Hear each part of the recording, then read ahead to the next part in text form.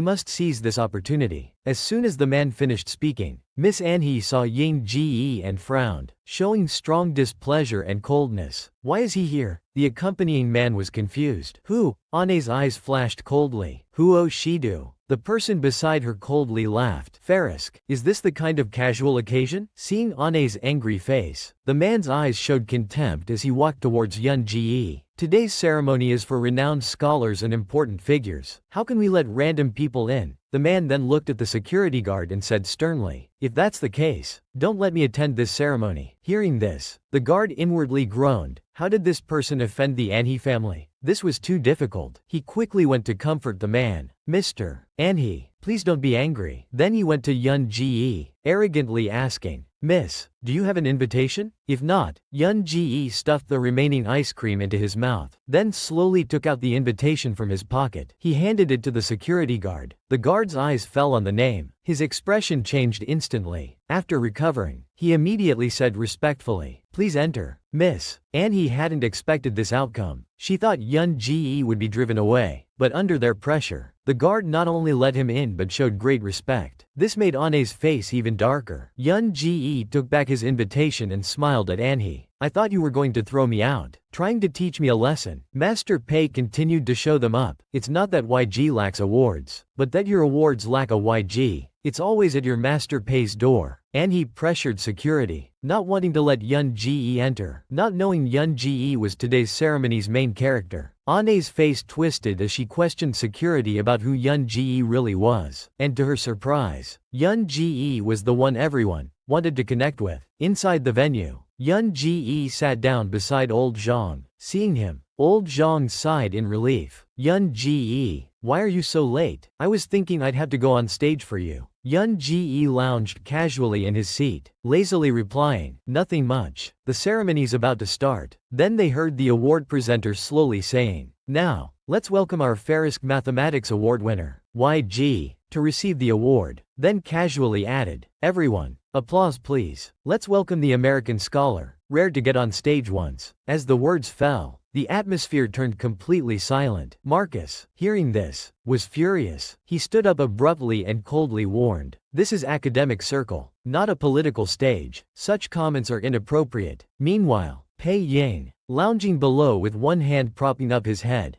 beautiful eyes meeting the threatening gaze, showed no intention of going on stage. The award presenter smiled word by word. "Well, just joking. Miss Pei can't not accept it, right?" Suddenly, someone in the first row stood up. The presenter, seemingly not satisfied, continued, "This is the Farisk Prize. No one would refuse such a major award that would make their name go down in history." Before anyone could react, the award presenter on stage was kicked, flying off. YG had kicked the nearly 6-foot-tall male presenter off the stage. The despised Farisk trophy was thrown to the ground. No one paid attention to it. Yin Ge raised an eyebrow with an unrestrained flare, but his eyes held an intimidating aura that made people inexplicably afraid. "Since you don't mind not controlling your mouth, don't mind that I can't control myself either." Pei Yun Ge looked at the trophy on the ground, then slowly picked it up. He smiled slightly, concealing the youth's vigor, and carelessly said, "However, I need to make something clear. It's never that I lack any awards, but rather your awards lack a YG." These words were bold and irreverent, yet somehow inspiring, making people's blood boil with excitement. Pei Yun Ge licked his red lips, letting out a long laugh. With one hand on the award podium, he placed the trophy down somewhat heavily. "Thank you all for your continued high attention to our country's scientific research development. From today on, pay attention to YG, because in the next 40 or 60 years, the only one who can surpass YG will be next year's YG." This speech could be called reckless, but no one dared to shout from below. Everyone was silent. Pei Yun Ge curved his lips slightly and released the trophy. "I'm honored to be the recipient of the Farisk Prize, but I'm unworthy of it." After saying this, Yun Ge walked out. Here it comes. Haya was exposed online again, this time even taken to the police station. The news of YG refusing the Farisk Prize quickly went viral. The internet was filled with demands for YG to apologize, criticizing YG's arrogant attitude and extremely bad behavior. Online comments were varied. Fan Zikin saw the online content and was furious. "These commoners, how dare they judge my goddess? They know nothing but dare to talk nonsense." Shang Yan glanced at him and said casually, "Get things in order. He'll be here soon." Fan Zheching heard this and felt a headache, saying impatiently, "That air, right? I'm not interested. Whoever wants to see him can see him. Suddenly remembering something, he seemed stunned. Why is it afternoon already? Fan Zheching mockingly said. The young lady is really something. Standing us up again. Shang Yan calmly took a sip of tea. He's at the police station giving a statement. At the police station. As soon as Yin Ji arrived, he saw yesterday's beaten presenter, Li Nai, now sitting in a wheelchair. Coldly said to Yun Ji, never thought we'd meet again. Pei Yun Ji raised his eyebrows, looking at the police officer beside him, lazily smiling. 700,000 in medical fees isn't that expensive. Officer, let me kick him twice more to make it an even million. How about that? The officer was speechless at this outrageous behavior. Nan Luo, terrified, quickly asked to be pushed further away from Pei Yun Ji. The officer led Yun Ji to a wall marked with height measurements, preparing to process his case. Stand properly. We're taking your photo. Hearing this, Pei Yun Ji raised his eyebrows. As they counted down 3, 2, 1, Yun Ji hesitated briefly, slowly made a peace sign. The young officer taking the photo had never encountered such behavior before. He was completely stunned. Just as he was at a loss, he was pushed aside by a female officer. The female officer earnestly taught Pei Yun Ji hand gestures, making heart signs, saying with a motherly smile, "Yes, that's right, miss. Let's try another pose." The female officer was overjoyed, wanting to pinch Pei Yun Ji's cheeks but not daring to. She was surprised that YG was actually a beautiful young girl with looks that could charm both men and women. Just as the male officer wanted to stop this, his phone rang. The male officer took out his phone and answered, unknown what the other party said, but the male officer seriously agreed. Okay, I understand, by now. Having finished taking photos, Yin Ji was confused. Something about this police station felt off. Before he could figure it out, he heard the male officer say, "Miss, you can leave now." Nan Luo beside him couldn't accept that Yun Ji could leave, angrily saying to the male officer, "What's going on? He beat me up like this." Before Nan Luo could finish, he was interrupted by the male officer. The officer suddenly took out handcuffs and coldly said to Nan Luo, "I'm sorry, Mr. Nan Luo. Someone has provided evidence reporting you for fraud against Dahe fans. You'll have to stay." Hearing this, Nan Luo's face changed dramatically. Impossible. I couldn't possibly have done such things. Yin Ji watched everything unfold, silently pondering. The officer had just received a phone call. Was someone reporting him? Or was someone protecting him? After Pei Yun Ji and others left, the male officer who took the photos stopped the female officer. "You're too bold. We can't just casually take mugshots." The female officer didn't care. The superintendent said it's just for show. It won't be recorded officially. After speaking, she sent out the photos just taken and deleted all the remaining ones. Here comes our handsome and wealthy Master Du. What's more shocking is that it was actually Master Du who protected Yun Ji at the police station, or the group. Master Du looked at Zheng Shu who walked in and asked, "Did he come out?" Zheng Shu seriously replied, "Yes, sir. As for that person, he'll serve 10 years in prison." Master Du got the answer he wanted. He waved him away. Soon after, the computer made a ding sound. Master Du opened it and saw Yin Ji's photo taken at the police station. Master Du looked at the photo on the computer, his lips curving into a playful smile, his tone full of indulgence, saying, "What little delinquent is so bold?" The Higgins group members were again sitting in the conference hall, waiting for the heir appointed by Qingding. The impatient crowd started complaining. "I don't know if Nanchi is crazy, actually choosing someone who could." Before finishing, a voice interrupted, "Sorry I'm late." Fan Zheching, sitting to the side, suddenly found this voice very familiar and looked up toward the door. He saw a familiar figure. It was Pei Yun Ji. Yun Ji slowly walked into the office, saying contemptuously, "Just got back from the police station." After Fan Zheching clearly saw Pei Yun Ji's face, he suddenly stood up, about to shout in excitement. Before he could shout, Shang Yan's indifferent voice spoke up. "Fan Zheching, confidentiality agreement." He made a silencing gesture. Fan Zheching immediately came to his senses, remembering he had signed a confidentiality agreement. But this couldn't dampen Fan Zheching's excitement. Looking at Yun Ji with admiration, he said, "Not late at all. Good that you're out." Yun Ji looked at the man before him, feeling creeped out, wondering if something was wrong with him, then naturally sat in the main seat. "Let me introduce myself briefly. I'm Pei Yun Ji." Yun Ji said. Everyone suddenly fell into silence. That was it. Even Shang Yan was stunned by Yun Ji's bold move. That was truly brief. Pei Yun Ji quickly spun the pen in hand, tone cold and dangerous. To the project management team, I need to remind everyone, I don't like people making unauthorized changes to my projects. A senior executive sitting next to Fan Zheching was dismissive, glancing at Yin Ji, thinking silently that youth had always been dissatisfied with this heir interfering with technology. However, something unexpected happened. After hearing Yin Ji's words, Fan Zheching wasn't angry. Instead, he looked at Yin Ji excitedly, saying, "You'll handle it personally? Heavens, how am I so lucky?" Seeing Fan Zheching's unusual behavior of siding with Yin Ji, the executive could only watch. He said, "Miss Pei, real product launches are different from what you imagine. Can you take responsibility for losses?" Pei Yun Ji thought for a moment, lazily saying, "Since I'm taking over, there won't be any losses. Besides, haven't your previous projects been consistently losing money?" These words were like a steel knife, piercing everyone's hearts, instantly leaving them bloodied. Here comes our beautiful and fierce Master Pei, fearless before Higgins' senior management. After taking control, she didn't forget to strike at their hearts. "Haven't your previous projects been losing money?" Pei Yun Ji unhurriedly scanned the crowd, continuing, "From this year on, project managers whose revenue doesn't reach 12 digits will be fully responsible. You can continue producing garbage if you want. Just don't be afraid when I clean you out like garbage at year's end." After these words, everyone couldn't help but frown, feeling resistant. Suddenly, an elderly executive laughed, his tone somewhat contemptuous. "Miss Pei, you've just joined the company and already want to clear out its people?" Pei Yun Ji replied steadily. "If the company really had that much talent, we wouldn't be in the current situation." This made the senior executives present increasingly dislike Pei Yun Ji. Old Gao sneered. "Then if Miss Pei herself can't achieve this revenue target," Pei Yun Ji patted the documents under her hand, slowly curving her lips, "then this position can be given to anyone." After the meeting ended, in the hallway, a man with auburn hair approached the senior executive who had just spoken, saying, "Even Delaney's new project only generated 13 digits in revenue.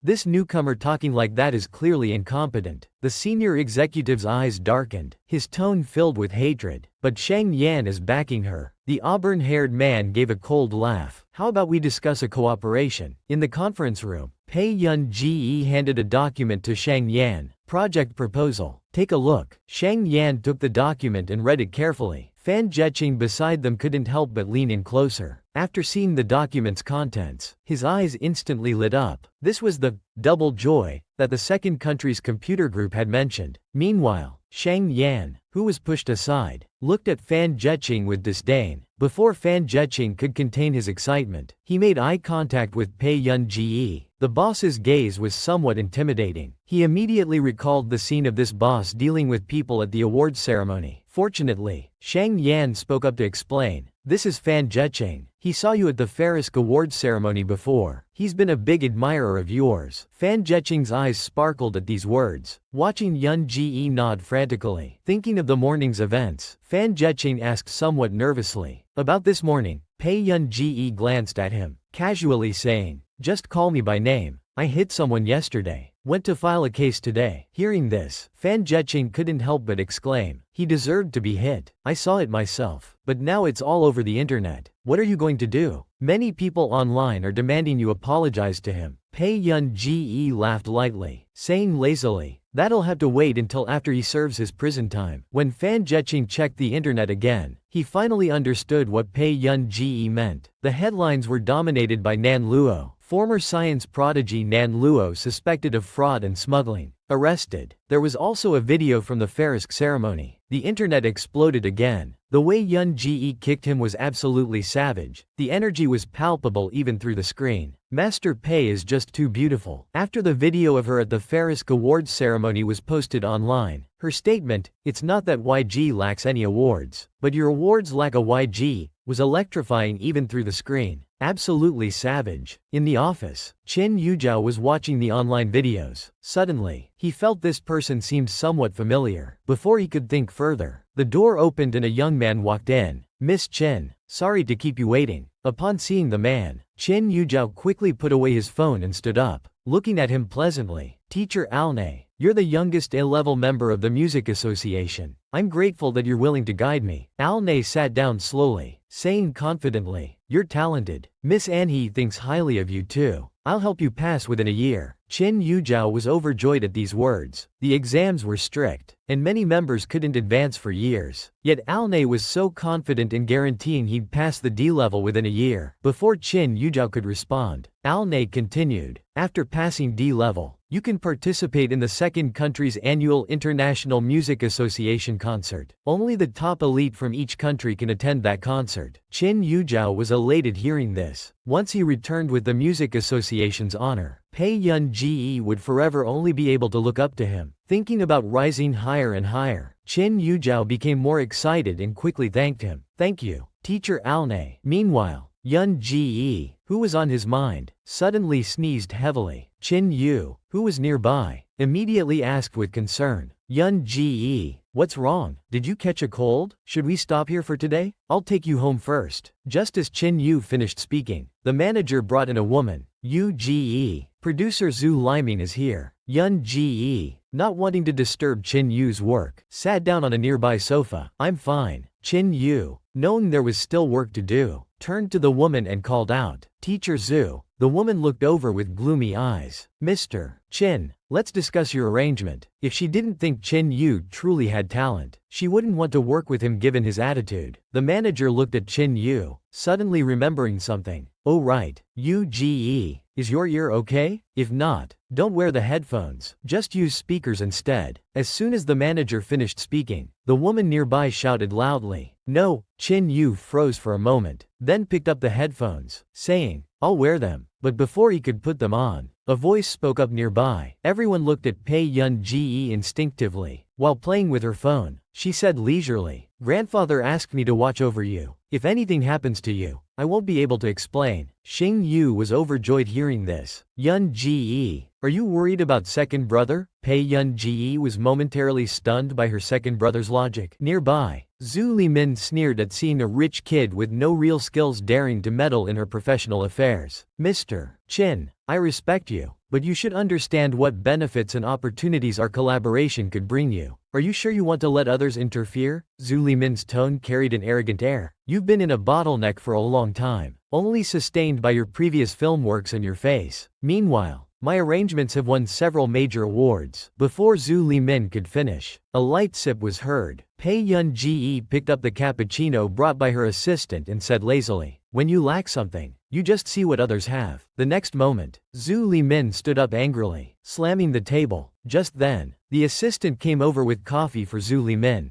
As Zhu Limin raised her hand, the coffee spilled directly on her. She let out a scream. Looking at the assistant, she shouted angrily, "Did you do that on purpose? You can't even hold a cup of water steady." The frightened assistant could only keep apologizing. "I'm sorry, Teacher Zhu." Before the assistant could finish, Qing Yu spoke up. "Who told you to serve Ms. Zhu water? I pay your salary, not for you to work for others." Second brother protecting his sister fiercely. The Viper angrily confronted Pei Yi, secretly writing songs for her own second brother. The siblings are so loving. Zhu Limin thought she could act superior in front of Yun-ji just because she won a few minor awards. After being confronted by Yun-ji, she took out her anger on the assistant. Second brother Qin Yu watched everything, indirectly criticizing until Zhu Limin was almost discouraged. With a dark face, Zhu Limin grabbed her handbag and sneered. "Qin Yu is so impressive, protecting both his sister and his employees. Let's see if you can protect your next album's reputation and sales." Before leaving, Zhu Limin said sarcastically, "I want to see which musician Qin Yu can find to collaborate with to overcome this crisis." After speaking, Zhu Limin disappeared from everyone's sight. Qin Yu's manager was troubled. This song had heavy pre-promotion, and Zhu Limin is a hot musician in the industry right now. Now that she's gone, what should we do? I heard your sister is at Yin Xian. Can't we ask for her help? Everyone suddenly remembered. Yes, that young pianist, Qin Yujiao. However, Qin Yu's voice cut in coldly. "I only have one sister. We'll find another way." With that, Qin Yu turned and walked out. Hearing this, Pei Yun-ji turned to look at Qin Yu's arrangement on the computer, leisurely scanning it for a few moments. Just then, Qin Yu, who had just walked out, received a phone call from Qin Yujiao. Qin Yujiao smiled, her voice soft and gentle. "Second brother, I can do just as well as Zhu Limin. You can work with me. After speaking, pride showed in Qin Yujiao's eyes, but she continued, I just want to help you. I'm sure Yun Ji wouldn't mind. Before Qin Yujiao could finish, Qin Yu cut her off sharply. Listen, I don't want to hear your voice the next time I answer the phone. The Qin family has nothing to do with you, and I have even less to do with you. With that, Qin Yu hung up without giving Qin Yujiao a chance to respond. Just then, Qin Yu received an email. Confused, Qin Yu opened the email, not understanding what it was. When he opened it, it was a song called Spring Banquet. It was a song written in English. Qin Yu immediately played the song, and beautiful music instantly filled his ears. After handling everything, Qin Yu started looking for his sister. Meanwhile, Yun Ji was hanging in the office, looking at Huang Ke, who was happily swinging on the rope beside her. Yun Ji asked, how long do we need to hang? Huang Ke immediately stopped and said, probably all day, but it's so fun. Yun Ji, you should try swinging too. The director suddenly said they were short 2 extras. Thanks for agreeing to help. Pei Yun Ji politely replied, it's fine. Pei Yun Ji instinctively looked up, unexpectedly seeing a man in the distance. The handsome and noble man had a lazy yet casual demeanor. His light-colored eyes were serene, with alluring upturned corners. Pei Yun Ji's first reaction was to back away, not wanting this man to see her hanging there. He's jealous. He's jealous. Master Pei is actually jealous. Master Du is so fearless, getting touchy with other women and getting caught by Master Pei. It's terrifying when the boss gets angry. Yun Ji came to the set with Qin Yu, and the director happened to need 2 extras, so they pulled Yun Ji in as a prop. But unexpectedly, Master Du appeared at this moment. Yun Ji instinctively wanted to hide, not wanting him to see her hanging there. But then Huang Ke gossiped, are they a couple? That young man is so handsome. Hearing couple, Yun Ji immediately turned to look. She saw Dr. Du walking with a woman,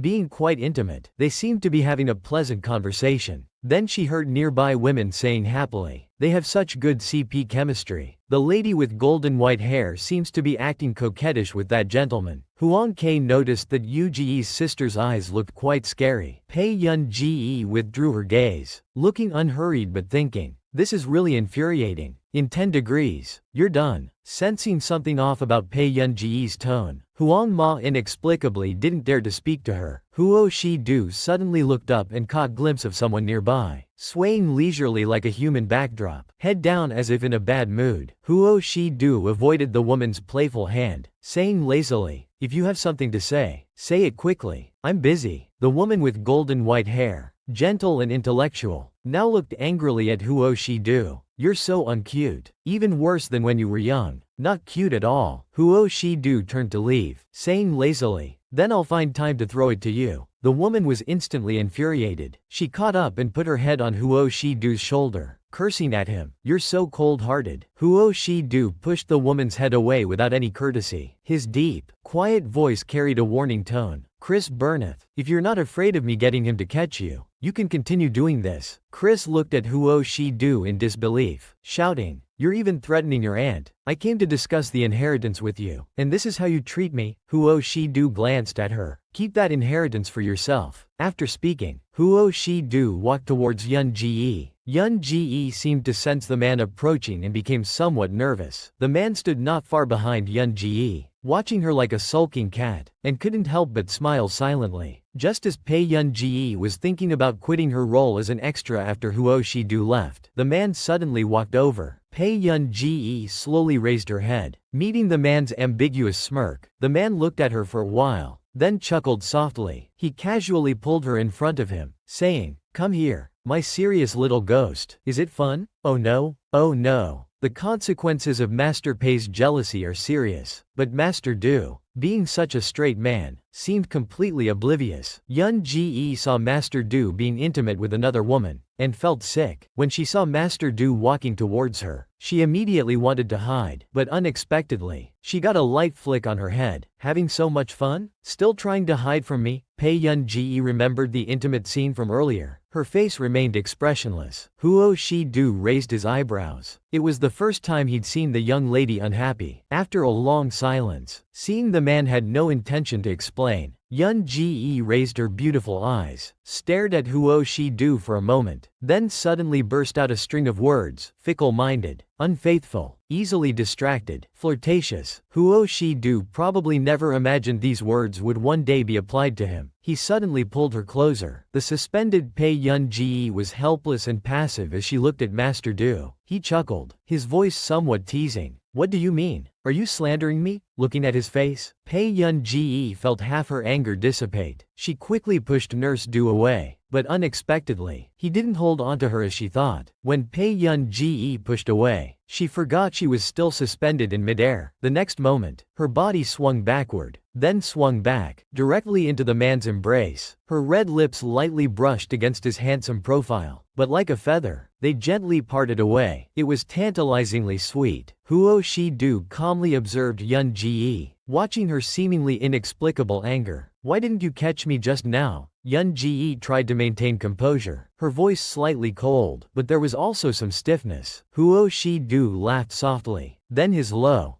gentle voice sounded by Yun Ji's ear. I let you swing so you could kiss me better. Hearing this, Yun Ji didn't want to continue talking. She slowly lowered the suspension ropes, bringing herself down from midair. When her feet touched the ground, she let out a heavy sigh of relief. Looking at the man before her, her cheeks flushed slightly, and she cursed, "Dogman," in her heart. However, what Huo Shi-du hadn't expected was that as soon as filming finished, the young lady left in her own car, leaving Huo Shi-du and Qin Yu standing there. Qin Yu narrowed his dark eyes and asked, "Is sister not going back with you today?" Huo Shi-du touched his cheek carelessly. Hearing this, Qin Yu felt something was off. Why did he have a sense of déjà vu about couples quarreling? Impossible. Impossible. Qin Yu immediately denied his own thoughts. How could someone like Huo Shi-du do such things? At this moment, Master Du wasn't paying attention to Qin Yu beside him, but was puzzled about why the young lady was unhappy for so long today. Babies, do you know why Yu was unhappy for so long today? Love comes unexpectedly, but runs deep. The cool and beautiful Master Pei encountered relationship problems. What should be done? The jealous Yun Ji ignored Master Du and was preparing to return to White Carlton Manor alone. Then she received a message from Song Yao asking to have dinner together. Initially, Yun Ji didn't want to go, but after a moment's thought, she inexplicably replied, "Okay," and had the driver change course to Neely University. Shortly after, Yun Ji arrived at their agreed restaurant. As soon as they sat down, Song Yao gratefully thanked Yun Ji, Professor Blaze and the project matters. "Thank you for everything." They all knew that without Yun Ji, these matters couldn't have been resolved so easily. They might have even been expelled from Neely University. But he noticed that while he was talking, Yun Ji was sitting there lost in thought. Song Yao looked at her worriedly and called out, Yun Ji, are you okay? Is something wrong?" After a moment of silence, Yun Ji just tapped on the table and said meaningfully, "Yes, there's something I'm having trouble deciding." Song Yao blinked and continued asking what it was that she couldn't decide. "Is it about relationships?" Surprisingly, he guessed correctly. Yun Ji gave a soft affirmative. Song Yao was curious. "Someone you like?" Pei Yun Ji's face showed a slight blush. Should be. Song Yao found this answer puzzling, so he changed his approach. His next words were a bit embarrassing to ask, but unexpectedly, Pei Yun Ji suddenly laughed. Her beautiful eyes showed a bit of defiance and intentional provocation as she said slowly, "I do want to do something." In an instant, the pure young girl was shocked by Yun Ji's directness. He was really worried that Pei Yun Ji might jump into bed just because she liked a man. After thinking for a moment, Song Yao asked, "So you're in love? What are you hesitating about?" Yun Ji, "If you like someone, just be together." Pei Yun Ji sighed, her expression extremely serious. "If you like someone, you should be together. But what happens after getting together? Marriage." Song Yao replied without thinking. At the mention of marriage, Yun Ji's expression changed. The word immediately reminded her of her mother's suicide in her previous life, instantly making her feel resistant and fearful. Seeing Yun Ji like this, Song Yao hesitantly asked, "Yun Ji, do you want to date more people?" At these words, Yun Ji shook her head repeatedly. "It's not that. Except for Huo Shi-du.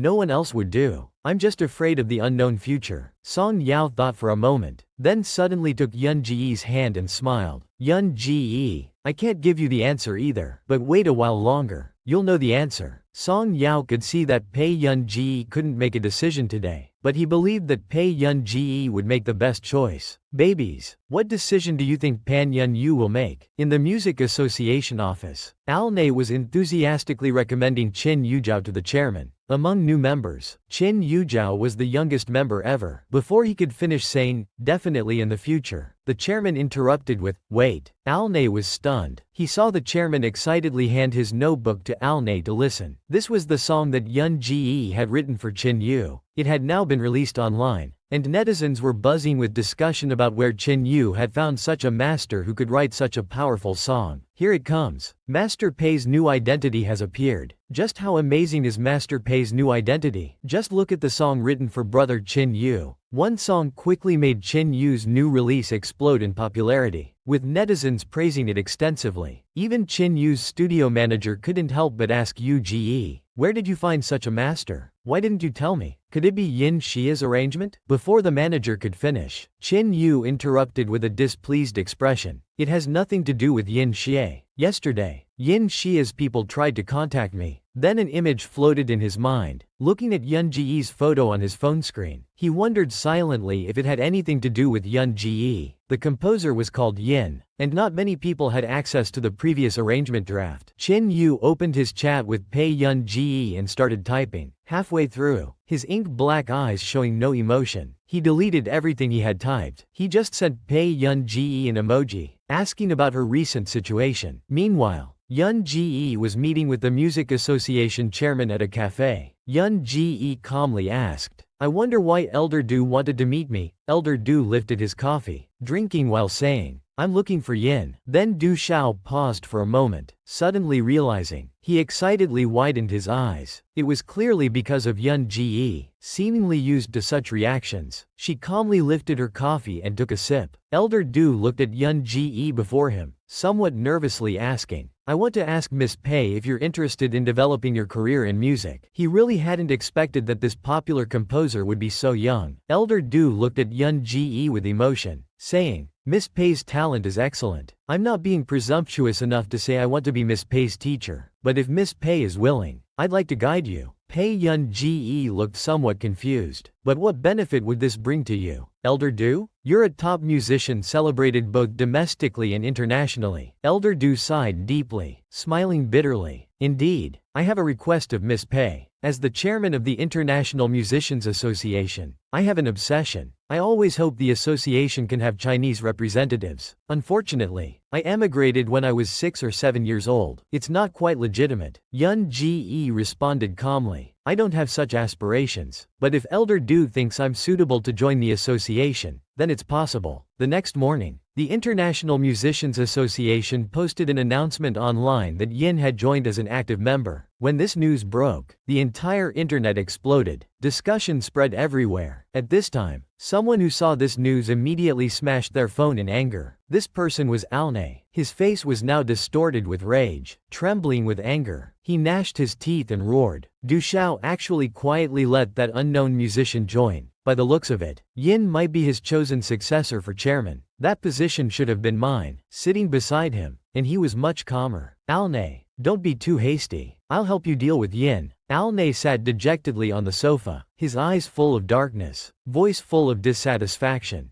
Du Xiao likes him so much. How could he possibly give him up? And his eyes flashed with a strange light, his lips curling into an eerie smile. Then we'll make him have to give up. Only this way can I get what I want. The number one person in the computer world. YG. Someone was actually foolish enough to try hacking his computer. How desperate must they be? In the evening, Yun Ji was writing some required examination pieces in the living room. Just as she finished and was about to send the score to Du Xiao, she suddenly saw a computer alert that someone was trying to hack into her system. Pei Yun Ji glanced at the notification. She continued with her task until the email was sent. Noticing that the hacker had almost broken through, Pei Yun Ji chuckled, then unhurriedly saved her document, preparing to give this person trying to hack into her computer a lesson. Meanwhile, In some office, a previously confident man was now angrily clenching his fist and slamming it on the table. Damn it. On the nearby sofa, Elena asked puzzledly, "What's wrong, Hans?" The man was furiously agitated, almost smashing his computer. "I've been discovered." Hans's expression was unbearable, as if suffering a major humiliation. Elena's face also showed shock. "What? Hans is the country's top hacker. Just to hack a musician's computer." Elena's face turned extremely grotesque. Could Yin have a computer expert by their side? Before Elena could think further, Hans's computer screen went completely black. "What's happening?" Elena's face turned ashen. It was her first time being indirectly counter-attacked. The computer seemed broken. Nothing Hans did worked. Hans was nearly having a breakdown, wanting to curse. It turned out the person had been playing with them all along. Meanwhile, Yun Ji was checking what was on Hans's computer. She instantly discovered there were quite a few secret files. In just a moment, Yun Ji had cracked the files. What surprised Yun Ji was why this person would investigate warehouse records. Fortunately, the content wasn't too deep. Yun Ji's gaze settled as she thought. Then she discovered another highly protected file. Very curious, she opened the folder. The next moment, a video player appeared on screen. What met her eyes were two naked bodies, followed by moaning sounds. Yun Ji was instantly stunned by the computer's content. Suddenly, a hand reached over and pulled off her headphones. The usually clever and wise Pei Yun Ji felt a chill down her spine. She hurriedly closed the computer, thinking she was doomed. She saw the man instantly approach and place a plate of cut fruit on the table. Looking at Yun Ji, he calmly asked, Yun, what were you watching just now?" Yun Ji, extremely embarrassed, replied miserably, "Watching a movie." The man unhurriedly reached out, touched Yun Ji's computer, and asked, "What kind of movie?" Yun Ji quietly wheeled her chair away. "Some educational movies." As soon as she finished speaking, her cheeks were grabbed by the man, who very naturally fed her a piece of fruit. After feeding the fruit, Huo Shidu unhurriedly pulled Yun Ji's chair back. His words made Yun Ji truly understand the meaning of too embarrassed to face people. For the first time, educational movies don't wear clothes, getting caught watching adult content by grandpa. Need solution urgently online. Shidu shamelessly asked Yun Ji again. Educational movies don't wear clothes. Yun Ji was so embarrassed she wanted to dig a hole with her toes. She silently turned her swiveled chair to the side. Some knowledge is hard to learn with clothes on. Unexpectedly, the next moment, the man's elegantly lined arm grabbed Pei Yun Ji's swivel chair. He pulled her directly in front of him. Yun Ji had to face him up close. Huo Shiju's tone was flirtatious and provocative. "Fine. Then tell brother what knowledge you learned." Huo Shiju's gaze darkened. Pei Yun Ji couldn't say she accidentally hacked someone's computer and happened to see it. She licked her lips and shamelessly asked, "Did you see it too?" Shidu hadn't expected to catch this kid watching such things. His tone was flat and emotionless as he said,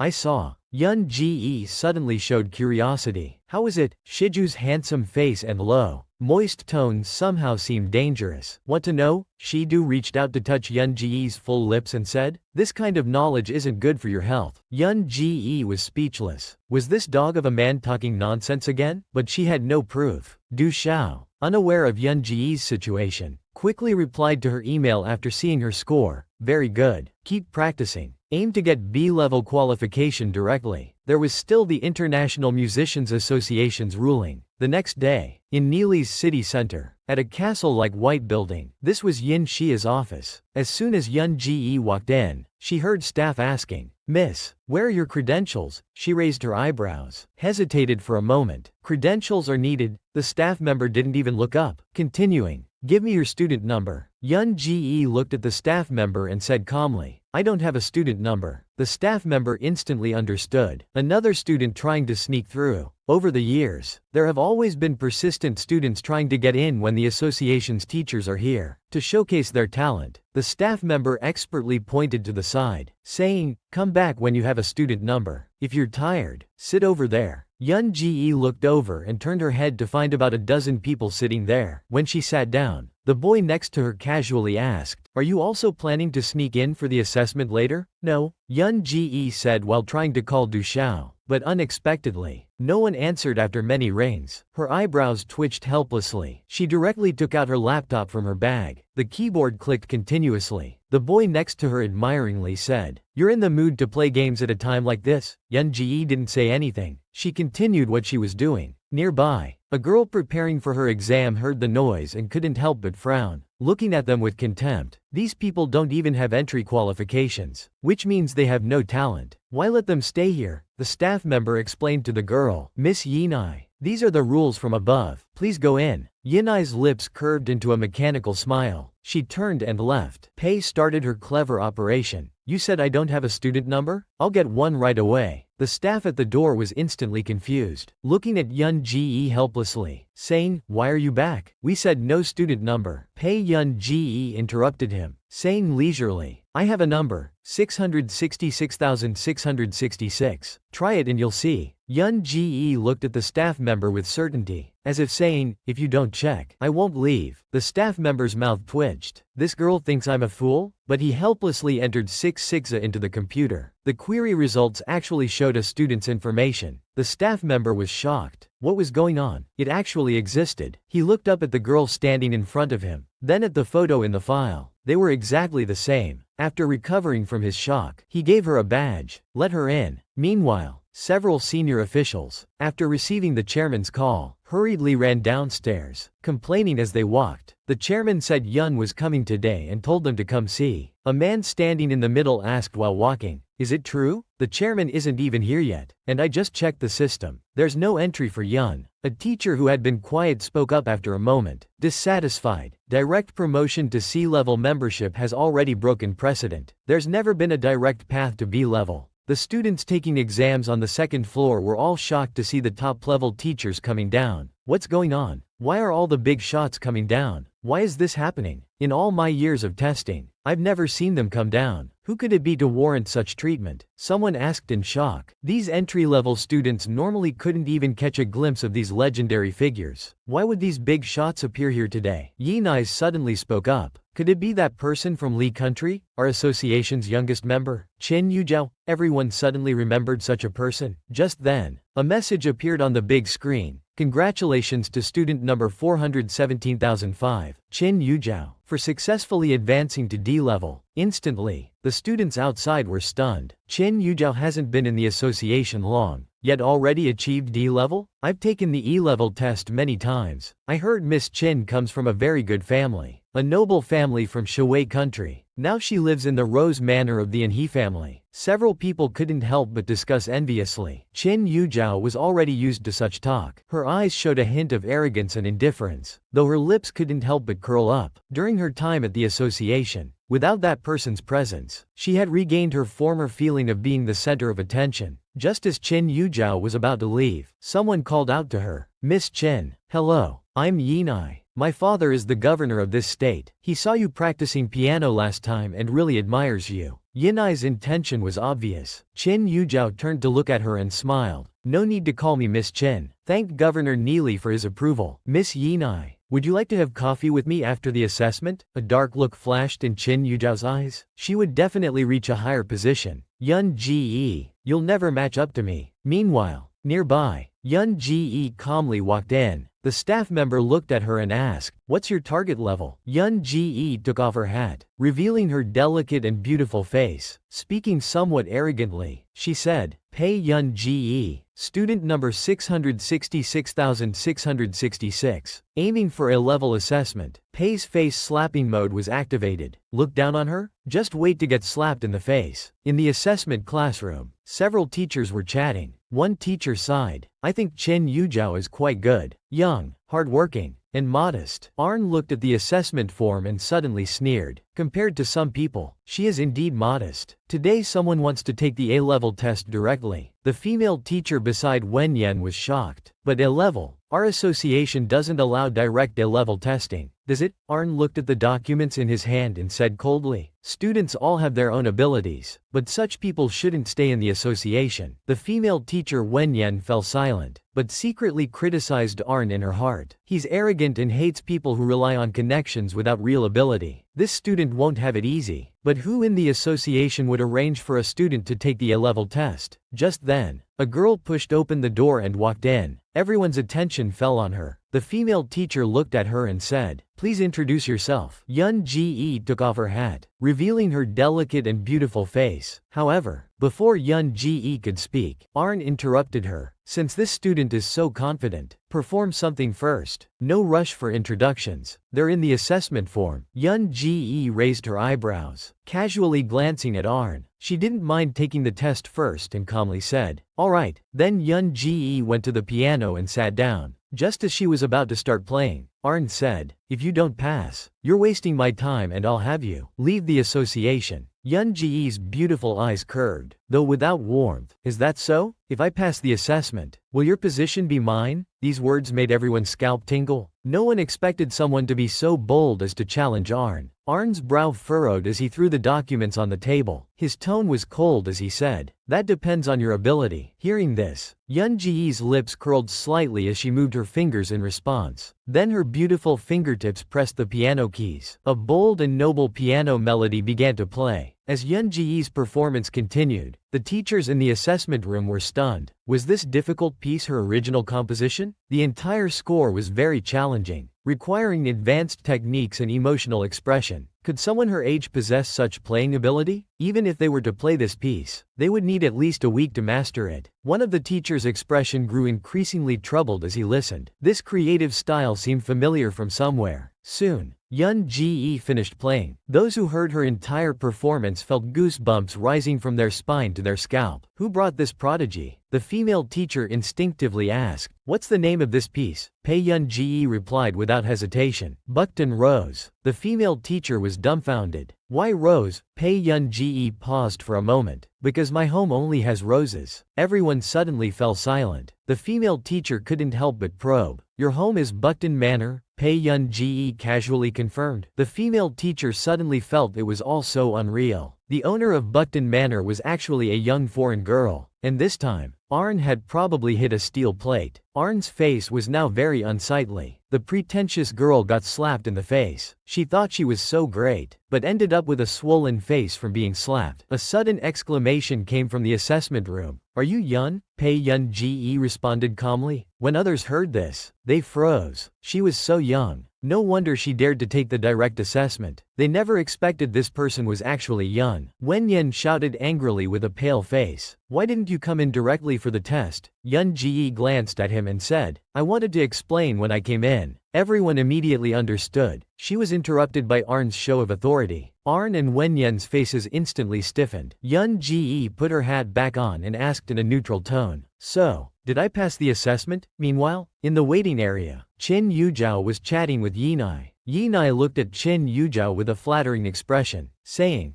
"Yujiao, those senior teachers came specially today. Must be for you." A dark look flashed in Qin Yujiao's eyes. She hadn't expected the big shots from upstairs would notice her talent. "No, everyone is amazing," Qin Yujiao said modestly. The next second, Qin Yujiao's peripheral vision caught a familiar figure in the corridor. Her pupils suddenly contracted. Yun Ji. Qin Yujiao abruptly stood up, wanting to chase after her. Yinai, seeing Qin Yujiao acting so strangely, patted her shoulder and asked, "Yujiao, Yujiao?" Xing Yujiao turned to look at him and suddenly asked, "Yinai, have you seen that person in the association before?" Yinai looked up at Yun Ji in the distance and exclaimed, "Oh, I think I saw her among the people who couldn't get in at the entrance. How did she get in? You know her?" Hearing this, Xing Yujiao secretly breathed a sigh of relief. Yun Ji was still that nobody. She immediately said cheerfully to Yinai, "No," but before Qin Yujiao could finish, an announcement suddenly rang out. Everyone instinctively looked at the big screen. The promotion notice appeared. "Congratulations to student number 666,666 for successfully advancing to level 1. Previous level, unranked." Xing Yujiao's gaze turned cold, and she couldn't help but clench her fists. Meanwhile, in the hallway, Yun Ji was messaging Du Xiao. "I finished the assessment." Du Xiao excitedly asked, "Did you pass level B?" Yun Ji calmly replied, "No." Just as Yun Ji was about to tell Du Xiao that she passed level 1, suddenly, she heard a clattering sound nearby. Then, she saw a girl climbing in through the window. Their eyes met, and the atmosphere became awkward. The girl's face froze, not expecting to be caught right after climbing up. When seeing injustice, lend a helping foot. Young Master Pei will teach you how to behave in a minute. In the assessment room, Yinai was performing her piece. Although her technique and emotional expression weren't particularly good, the teachers found her composition scientifically sound. But unexpectedly, violin music suddenly came from the doorway. The assessment teachers were puzzled. Which member would practice during an assessment? Yinai, who was performing, changed expression upon hearing this familiar melody. The assessment teachers also noticed something wrong and didn't let Yinai continue, instead saying calmly, "Miss Yinai, you may leave." Yinai, trembling with anger, walked out of the assessment room to see the girl who had just climbed through the window playing violin in the hall. Mo Xiaoqin, wasn't this wretch eliminated? How did she appear here? Yinai's eyes turned red, wanting to slap Mo Xiaoqing. What are you doing? Who allowed you in? Mo Xiaoqing sneered. You like stealing scores, don't you? I'll let you steal. Your performance level isn't even as good as mine. Let's see how you pass the assessment. Hearing this, Yinai's face changed dramatically as she rushed forward. You crazy, you cheap woman. But suddenly, a foot appeared from nowhere and tripped her. The heavy thud made everyone's scalp tingle. Yinai, lying on the ground, turned to look. It was Yun Ji. Her face changed.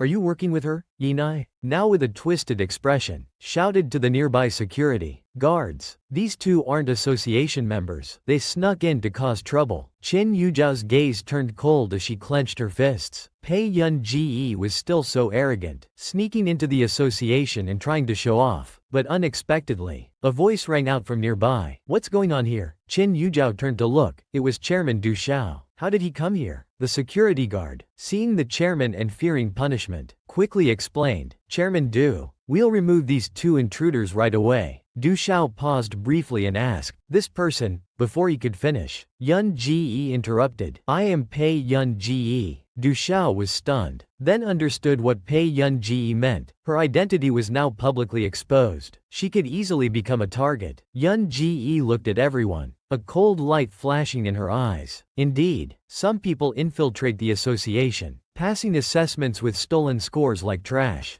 Yinai immediately exploded, face contorted, yelling at Mo Xiaoqing. Who are you calling trash? Mo Xiaoqing wasn't afraid and argued back. Whoever steals scores. Du Xiao now roughly understood the situation and explained to Yun Ji. I'll investigate this matter thoroughly. Then Yun Ji calmly curved her lips and said, yes, better investigate it properly. After all, it must have been quite difficult for this young lady to climb to the second floor barehanded. In the chairman's office, Du Xiao looked at the female teacher opposite him and seriously asked, about the score theft. What happened? Teacher Yu now understood everything clearly. Someone had just performed the same piece as Yinai outside the classroom, but with obviously superior technique. I see. Teacher Yu looked at the chairman and spoke hesitantly. Chairman, Miss Yinai, she is after all the governors. You probably won't. Before she could finish, Du Xiao interrupted. I want a resolution to this matter by tomorrow. Then, remembering something, he spoke with a displeased expression. About today's assessment, when Teacher Yu heard the chairman mention this, she was startled, wondering if someone had complained to him. But the chairman's next words confused her. Why didn't Yin pass the assessment? Then he sighed disappointedly. I'll have her prepare again. Teacher Yu immediately became anxious. Chairman, who said she didn't pass? Du Xiao was shocked by this response. What did you say? Meanwhile, Yinai, provoked by Qin Yujiao, was burning with anger. For the assessment, he must have gotten in through Du Xiao's back door. How dare he report me? What right does he have? Qin Yujiao's chest heaved with anger, her eyes burning with rage, but she quickly composed herself. If Yinai acted this way, the matter would be difficult to handle. After all, Teacher Du Xiao was the chairman, and this matter could easily be suppressed in the association. Yinai immediately grabbed Qin Yujiao's hand, pleading,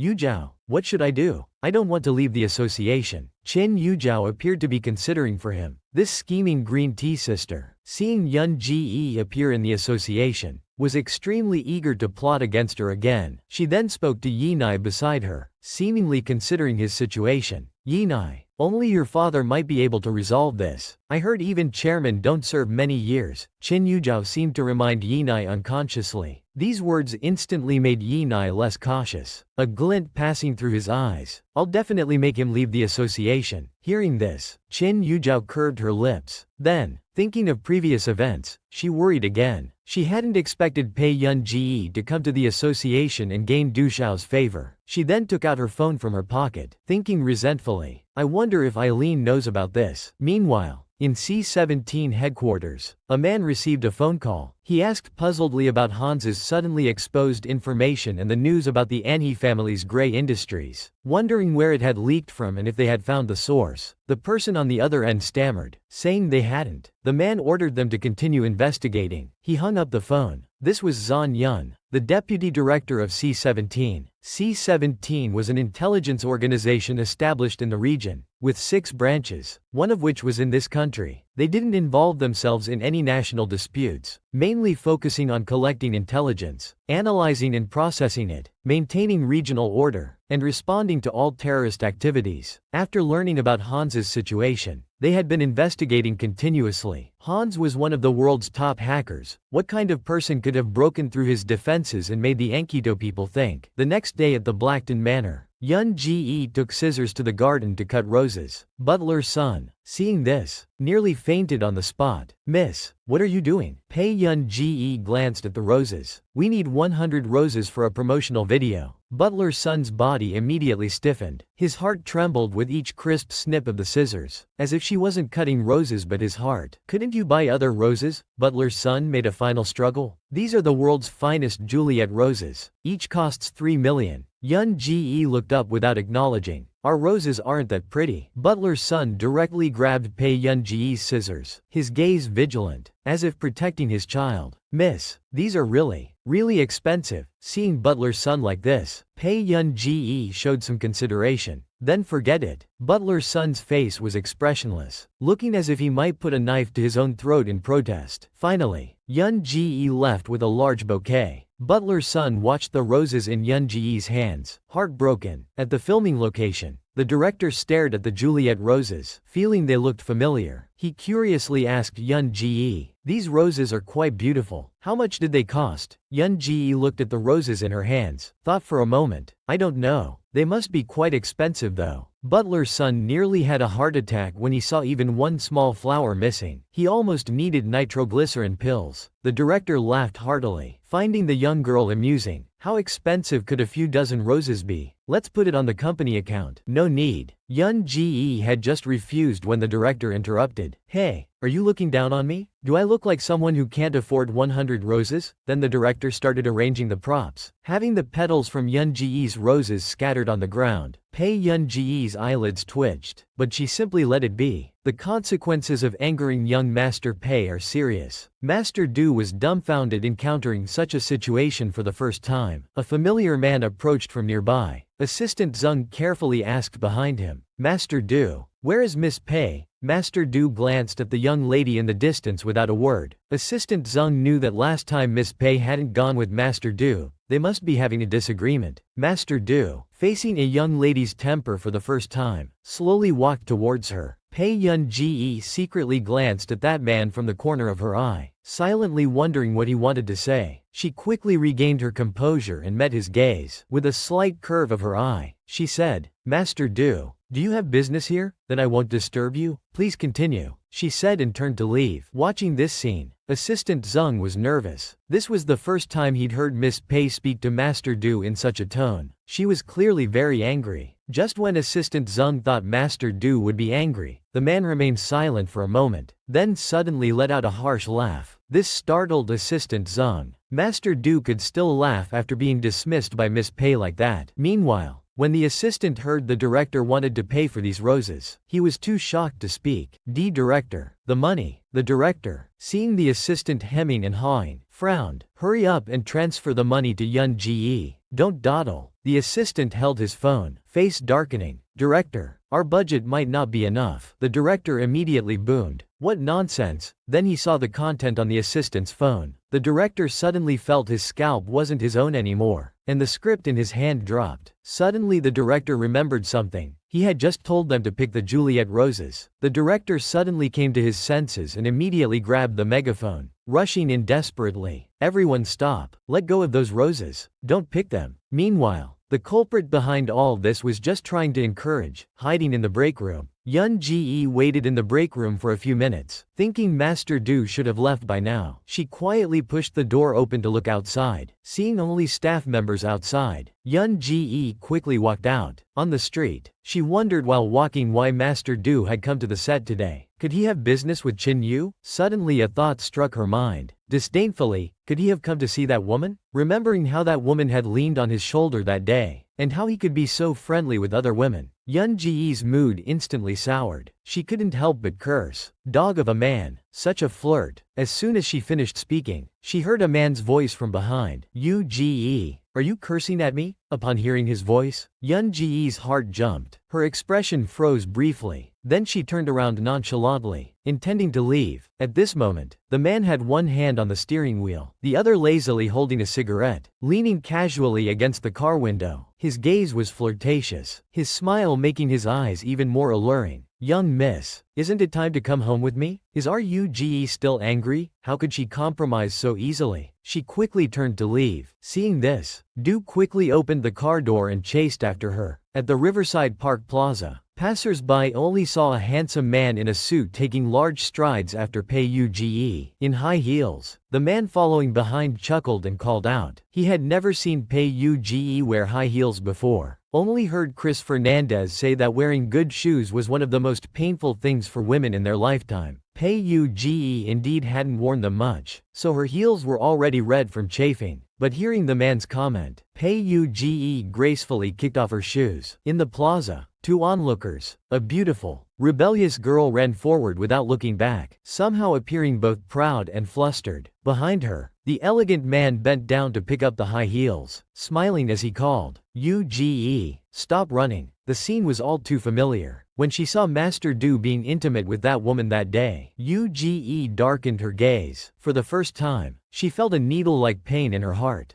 Jealous of the wrong person. How to apologize without losing face. Master Pei urgently waiting online. Uge was jealous and angry, ignoring Master Du, even more willfully kicking off her high heels, walking barefoot in the park. Seeing that he couldn't console the young lady, Master Du stepped forward and lifted Uge horizontally in his arms. Uge felt his warm touch. She only smelled the faint, pleasant cool scent from the man. Then he gently put Uge down, kneeling on one knee and looking up at her. You can torment me, but don't torment yourself. Then he put Uge's shoes back on her feet. Uge could see at first glance this elegant and noble man kneeling before her. Suddenly she had an illusion that no matter how proud she was, this man would indulge her. What are you thinking about? The man's low, direct voice interrupted her thoughts. Uge instinctively looked up, her gaze falling on the man's sexy Adam's apple, that irresistible mole. As if possessed, she reached out her hand, wanting to touch the mole on his Adam's apple. But when she actually touched it, her ears inexplicably burned hot. What was she doing? Uge froze, immediately trying to withdraw her hand, but her hand, still in midair, was caught by the man. The next moment, the usually unaffectionate Du Yi suddenly lowered his head and kissed her hand. If you take advantage, you must take responsibility. Things with Chen Yun are settled now. I'll have Zheng Shu book the tickets. Let's go back to Cloud City. Uge looked at him, somewhat surprised. You're going back too? The man half raised his eyes, red waves of emotion rippling in them. He looked at her intently. Why do you think I came to Yulin? She seemed to be scalded by his gaze and quickly looked away. Not suitable for that woman. Her voice stopped abruptly mid-sentence, but Uge had already heard half of what was said. Combined with the young lady's behavior these past 2 days, she quickly realized why. The man's eyes stared straight at her. If you don't wake up now, you'll still see her in the future. She instinctively looked up. The darkness in her eyes flashed briefly as she quietly clenched her fist. Uge had always known she was sensitive and self-conscious. Perhaps in matters of love, she was inherently like another Meng Ying. In matters of emotion, she might also be fickle, but unexpectedly, the next moment, the man's ambiguous voice rang out. After all, that's my aunt. Pei Uge froze. It was her careless moment. Uge had been jealous for nothing. How to apologize without losing face. Master Lin had calculated everything. At this moment, Uge was holding her self-criticism letter, standing before Yu Guanghe, Zhang Shengming, Lan Shi, and others, emotionlessly beginning to read. I was wrong. I shouldn't have acted impulsively and broken the law. I should restrain my behavior. In the future, I will maintain love and serve the people. When needed, I am willing to become a glorious volunteer.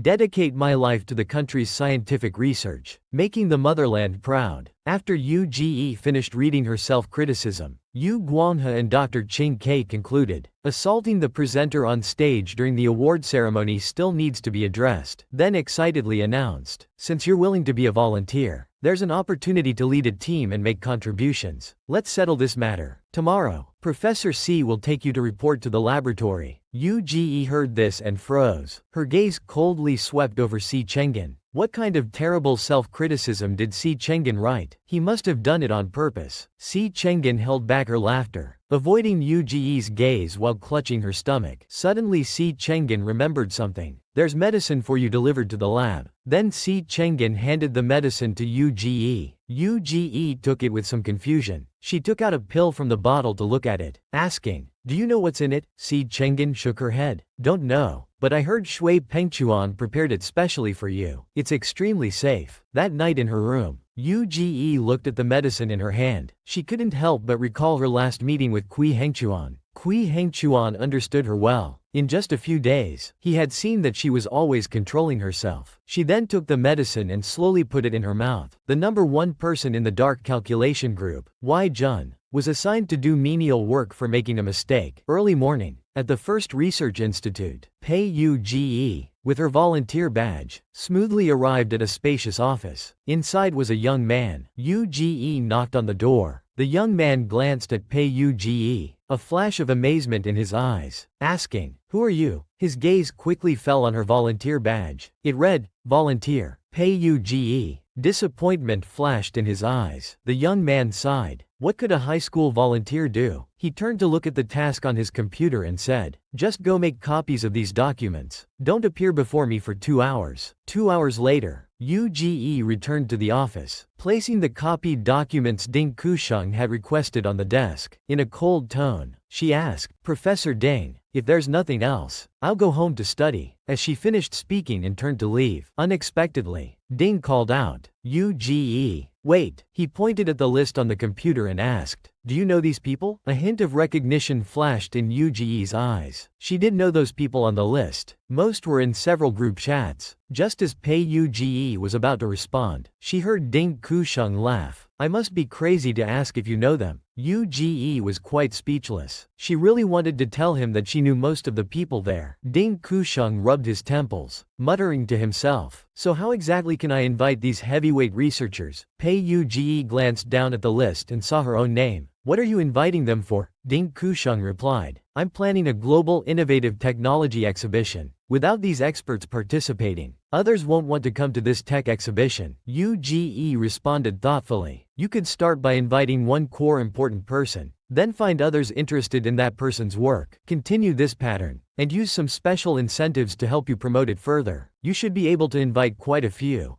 Ding Kusheng frowned, but I might not be able to invite any powerful core figures. Yu Ge casually took a sip of mineral water. While drinking, she heard Ding Kusheng suddenly brighten up. I got it. I can invite YG. Upon hearing this, Yu Ge choked on her water. Seeing Yu Ge's reaction, Ding Kusheng became smug. See? Even you're excited about YG. Others will definitely be excited too. Yu Ge hadn't expected this trap to fall on her head. She left saying, I'll go back to doing odd jobs. Watching Yu Ge disappear, Ding Kusheng felt something was off about this student. How could a high school senior understand these things? At the famous laboratory, several people gathered to distribute work. Ding Kusheng casually listed the exhibition tasks. When discussing who would handle the researchers' reception, just as Xu Anlin was about to raise her hand, Ding Kusheng announced, give it to Pei Yu Ge. This made everyone frown. They began discussing among themselves, wondering about this volunteer's background. Otherwise, why would the professor assign such an important task of meeting famous researchers to them? How is our Anlin not good enough? Losing to a volunteer? Before they could finish, someone interrupted. Ku Anlin's face turned notably unpleasant. The files in her hands crumpled. It's not about technical expertise. I'm as good as anyone. After speaking, Ku Anlin left. She was also puzzled at this moment. True talent shines anywhere. Even when assigned to menial tasks, Uge was quickly given important responsibilities upon arriving at the research institute, immediately causing others dissatisfaction. Everyone in the office was worried because Ding Kusheng's project data showed problems. After half an hour, no one had any clues. Even Lan thought hard but couldn't figure it out. She frowned, thinking silently that it seemed to use Marcus's algorithm. Suddenly, Shui Anlin caught sight of Uge passing by. A thought flashed through her mind, and she smiled slightly, with a hint of mockery in her eyes. "Hey classmate, want to take a look?" As soon as Shui Anlin said this, nearby students immediately protested. "Anlin, why are you asking them? How could they possibly understand this?" But unexpectedly, the next moment Uge walked to the computer and sat down, reaching for the keyboard to start working. That male student immediately tried to stop her. "Hey Uge, don't mess with Professor Ding's data. If the project is ruined, Professor Ding won't let you off." Uge stared at the screen for a moment before saying leisurely, "If you can mess up such simple data, how could he not let me off?" Then she proceeded to correct the data on the keyboard. At this time, Si Chengen arrived at the research institute looking for Uge. Through the glass, she saw Uge operating the computer with many people around. Curious, she wondered, what's going on now? But unexpectedly, the next moment she heard Ding Kusheng excitedly call out. Si Chengen's eyes lit up. "Hey!" Si Chengen turned to look. "Looking for me?" Ding Kusheng nervously said. "Yan Ge, why are you here? My project has some issues. Could you help me look at it?" Si Chengen doubted if Ding Kusheng's mind had gone astray. "Ding Kusheng, are you stupid? Pei Uge is here, and you're asking me to fix it?" Ding Kusheng suddenly realized. "What do you mean by that? What do you mean, Pei Uge is here?" Si Chengen laughed. "Just being narcissistic. I sent you a cheat code, and if you still can't do the exhibition well, the higher-ups will definitely be angry." Then, Si Chengen saw Uge coming out and quickly called out to her. Afterward, Si Chengen followed Uge, talking as they left. Behind them,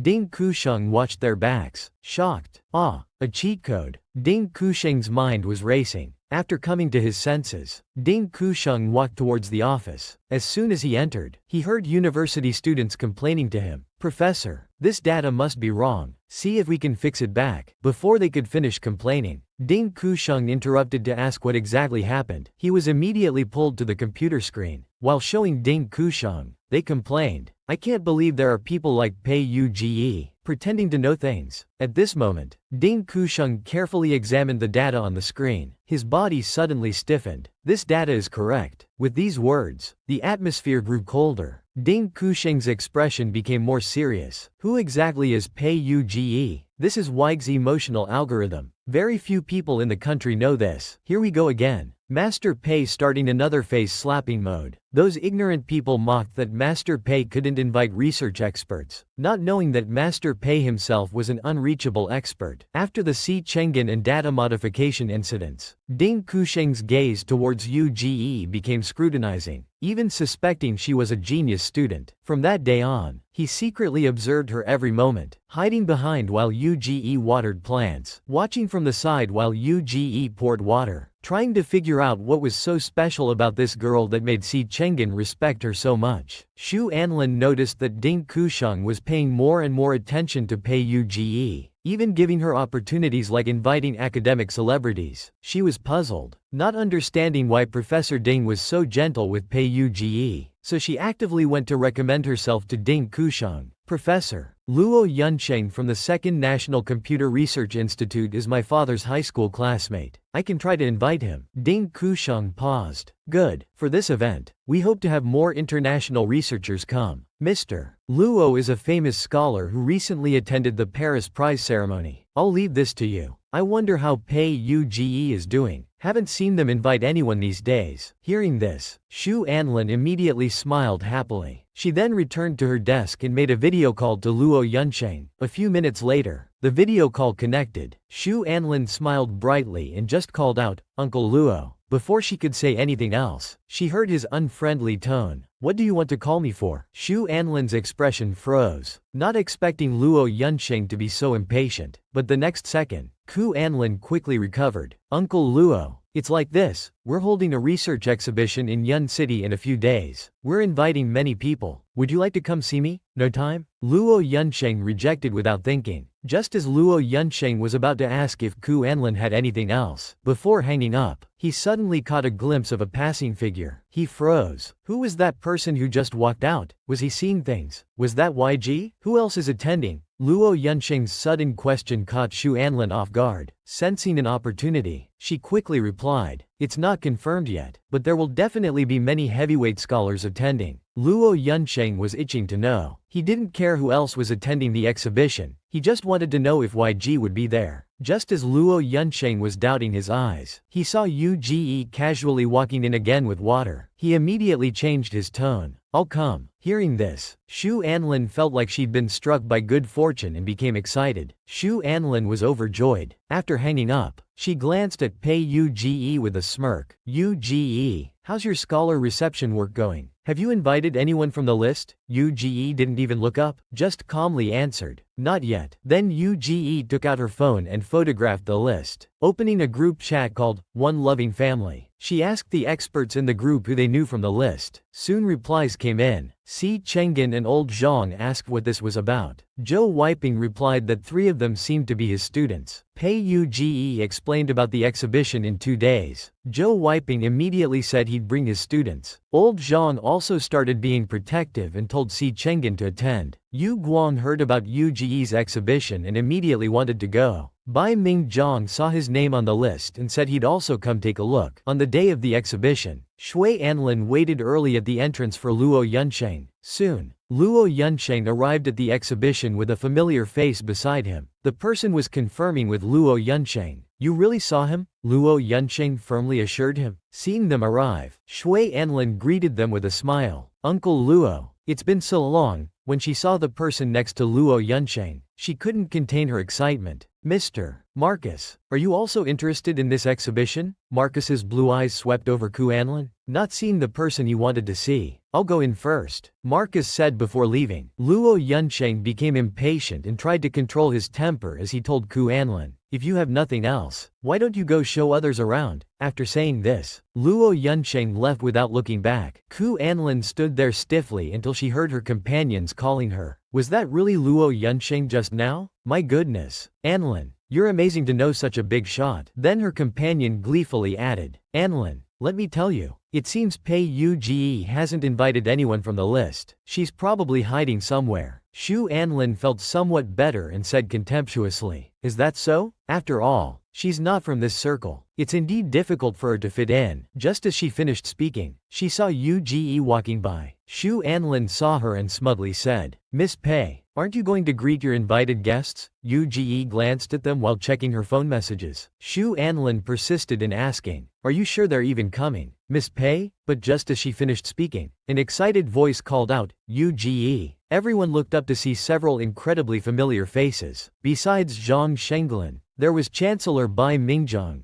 Engineering Academy Director Zhou Moping, former director of the First Research Institute of the Defense Department Li Guang, and other research giants, all appearing together. The scene was breathtaking. Ding Kusheng stood on stage as if waking from a dream. Seeing the people in the front row, he still couldn't understand what kind of monster Pei Uge was, able to gather such top-tier researchers. On stage, Ding Kusheng stiffly introduced himself and thanked everyone for coming, saying today's meeting would. Meanwhile, Ku Anlin's face had turned extremely ugly. The classmates beside her tried to comfort her. Professor Zhang and the others rarely invest in projects. No matter how many people Pei Uge brings, it's all for show. These words immediately improved Ku Anlin's mood. They had a point. Without actual project investments, Pei Uge's contribution to this exhibition wasn't really meaningful. Ku Anlin watched as the S-level projects showed no movement. These big shots would be even less likely to be interested in the student projects that followed. Thinking this, Ku Anlin smirked coldly. Then suddenly, a clean-cut young man appeared on the platform, nervously clenching his fists as he walked up with his product. The young man introduced a hearing aid. This hearing aid could help deaf people integrate into society more easily. After implementation, they could partner with taxi companies to provide job opportunities for deaf drivers. After the project introduction, the host took the microphone and asked those interested in the project to vote. Everyone knew such projects were difficult to implement, and few could support such a project. As voting began, the project summary appeared on screen with blank voting spaces below. The young man felt discouraged. This type of public welfare project had high difficulty but low returns. Just as he was lamenting about it being just another student project, the next moment, a mechanical sound announced the screen's change. "Thank you for the first vote from YG." As the voice faded, the screen displayed clear text, "Project Investor Number 1, YG." There was a moment of collective silence. Then everyone exploded. "YG is really at the exhibition?" someone asked first, and the scene descended into chaos. Meanwhile, in an empty corner at the back, UGE calmly retrieved her ID card from the card reader on the armrest. Then she directly left the hall. Si Chengen, seeing YG on the screen, chuckled softly. "Ah, such tsundere behavior. Incredible. First publicly confrontational, then caring about special social projects, while others lose money on such projects. YG never lacks fame." As UGE walked out, she received a text message from C17 Deputy Director Zhan Yuan, inviting her to join C17. He had another matter to entrust to her and, worried she didn't understand C17, gave a detailed introduction about their organization. C17 was the largest intelligence agency established this week, gathering intelligence from individuals to nations. He promised many benefits if UGE agreed to join. He thought UGE would refuse again, but surprisingly, she quickly agreed and asked about the previously mentioned commission fee. Zhan Yuan was shocked to receive the message. Could such a big shot be short on money? UGE clearly told him she needed money. While walking and texting, UGE suddenly bumped into Ding Kusheng. Feeling guilty, he clutched his chest. "You scared me, UGE." "Oh, it's you. I thought it was YG." UGE looked at him confused. "What's wrong?"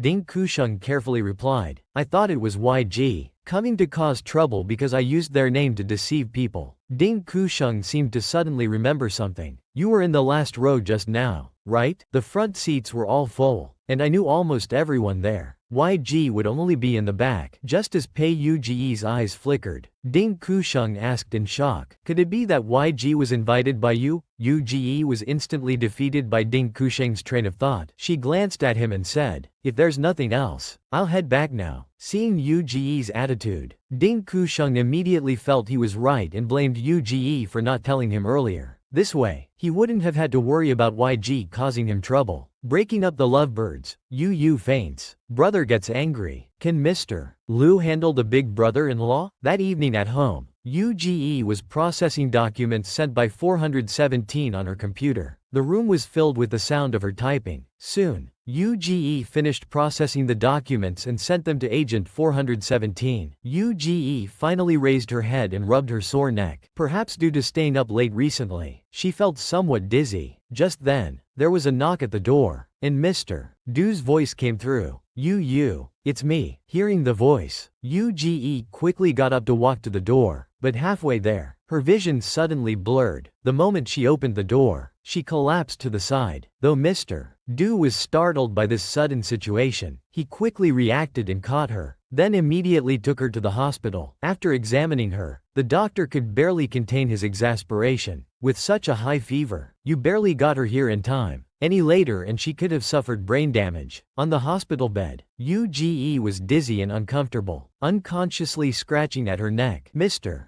Du immediately noticed the red marks on UGE's snow-white neck and quickly grabbed her hand. UGE's brows were furrowed in pain. Suddenly, there was a knock at the door. Mr. Du turned to see a handsome man in a suit walking in. His beautiful phoenix eyes were darkened, and his short black hair was messily scattered across his forehead. Yu Lu had obviously rushed over. Xing Luyan looked at UGE, and the chaos in his eyes gradually calmed. Then he looked up at Huo Shidu. The tension between the two men grew thick. "Mr. Huo, I'd like to speak with you." Huo Shidu glanced at Pei Yuge, unhurriedly unbuttoning his collar, and replied casually, "All right." In the hallway stairwell, Qin Luyan spoke calmly. "I don't want to quarrel with Mr. Huo. Actually, I've been wanting UGE to come home." Huo Shidu nodded slowly and effortlessly rejected Qin Luyan's request. Not taking good care of Yu was my responsibility, but if she goes back with Mr. Qin, I'm afraid you won't be able to handle the young lady's temperament either. Qin Luyan wasn't easy to deal with either. With a sarcastic tone, he directly exposed Huo Shiju's intentions. With Mr. Huo's personality, you wouldn't take in a girl without reason, even if you say she's a friend's sister. That excuse is absurd. I want to know what Mr. Huo's intentions are. Or are you planning not to return her at all? Huo Shidu tapped his fingers slowly and said deliberately, but what if I put it differently? May I ask Mr. Qin for her hand instead? Qin Luyan was shocked. He truly hadn't expected Huo Shidu to be so direct. The green tea sister makes another move. Can the knight successfully counter again? In the hospital room, the doctor watched the two men leave and couldn't help but look around curiously. Behind him, Uge slowly woke up. It's just a high fever. The doctor, startled by her voice, turned to look at her. And allergies. You still need an IV. We'll keep you under observation today. Should we call your family? Uge heard this. She paused, thought for a moment, then smiled slightly and firmly answered, yes. Seeing Uge's curved eyes, the doctor muttered softly, ah, even the best brother can't compare to a lover. As soon as he finished speaking, Uge slowly raised her eyes to look at the doctor. It was the first time the doctor felt threatened by a patient in a hospital bed. The doctor immediately forced a smile and said, we haven't figured it out yet. It's probably something unusual you ate these past few days. You should watch your diet. After saying this, the doctor turned and left. Uge moved slightly, remembering what she had eaten recently. Some time ago, Kui Hengchuan had sent her a bottle of psychiatric medication. Uge had taken it once these past few days. She might be allergic to the medication. Thinking of this, Uge immediately picked up her phone to make a call. The next day, Hongdu High School was in an uproar. The reason was that someone had come to process Pei Uge's leave of absence. With the college entrance exam approaching, Pei Uge was actually taking a break from school at this time. This news caused much discussion among students at the school. Some suspected she had been asked to leave by the school, which was too embarrassed to announce it publicly. Others were curious that the person who came to process the leave wasn't her, but someone they seemed to have seen at Yen University before. Upon hearing this news in the hallway, Lin Jiwei immediately called Qin Yuzhao. Qin Yuzhao, who had just finished practicing piano, answered coldly. What is it? Lin Jiwei could barely contain his excitement. Pei Uge took a leave of absence today. Did you know? I bet she was asked to leave because she's been absent for too long. Qin Yuzhao was surprised but quickly laughed. Is that so? But wait. I saw Pei Uge at Neely. Lin Jiwei was incredulous. Neely? She's been abroad during this time? Qin Yuzhao casually said. Yes, I met her at Yingxie. She's a B-level member there, but her name wasn't on the admission list. She also offended the governor's daughter here. Yesterday, the governor came to question whether she got into Yingxie and received high ratings through backdoor connections. Lin Jiwei became more excited. How could someone at her level get into Yingxie? I think she's just copying Zhao Zhao. Whatever you have, she wants it too. Such a disgusting copycat. Qin Yuzhao smiled, but her eyes were full of sarcasm. So this leave of absence might be to lay low because of the Yingxie situation. Lin Jiwei's expression changed. Laying low? Dream on. I'll definitely expose her true nature. Qin Yuzhao sneered. Don't rush. Since it's just a leave of absence, she'll probably return for the college entrance exam. It's better to clear things up when everyone's present. At this point, Qin Yuzhao was already eager to see Pei Uge being despised by everyone. Master Pei faints, shocking everyone. Si Chengen learned about Master Pei's allergic reaction and hospitalization, and rushed to the hospital in panic. After handing over the allergy medication to her, she worriedly advised, "You're allergic to that medicine. Better not take it for now. After all, it's rare, and there might be other side effects." After saying this, Si Chengen was still concerned and carefully inquired about Master Pei's recent mental state. Uge licked her lips, about to answer, when they heard the door opening. Uge quickly hid the medicine in her hand. It was Huo Shidu who entered. Seeing his expression, Si Chengen tactfully left. After Si Chengen left, Huo Shidu came over, sat down, and reached out to feel Uge's forehead. Uge didn't move, inhaling the pleasant, cool scent of the man. Huo Shiju's gaze darkened. After the fever breaks, we'll go back to the old mansion. Grandmother's birthday is coming up. Grandmother's birthday is coming. Uge shrank her neck in front of Huo Shidu. Brother, your hand is cold. Huo Shidu quickly withdrew his hand. Sorry, I'll be more careful next time. As soon as he pulled back, Uge grabbed his hand, her eyes not leaving him. She leaned back against the pillow, her gaze lazy yet her eyes clear and alluring. Brother, my neck is itchy. There was ointment on the table. Uge raised her hand to scratch her neck. Huo Shiju's pale eyes glanced at her slender hand before picking up the ointment. Pei Uge casually asked, what did you and Qin Luyan talk about earlier? Huo Shidu held the cotton swab steadily, casually replying, he said if you get sick again, he'll dismantle my company. Uge didn't take it seriously. I thought he'd say I couldn't live with you anymore. Huo Shidu looked up. He dabbed some ointment on her face. Uge was stunned. This unreasonable man was getting worse. After applying the ointment, Huo Shidu stared at her intently, touching her cheek and speaking with some anxiety. I won't let anyone take you away. This was the first time Pei Uge realized that this man, who always seemed casual and carefree, could actually feel nervous, could feel insecure. The mansion's living room was lively. The old madam sat chatting with several other ladies of similar age. There were also many young,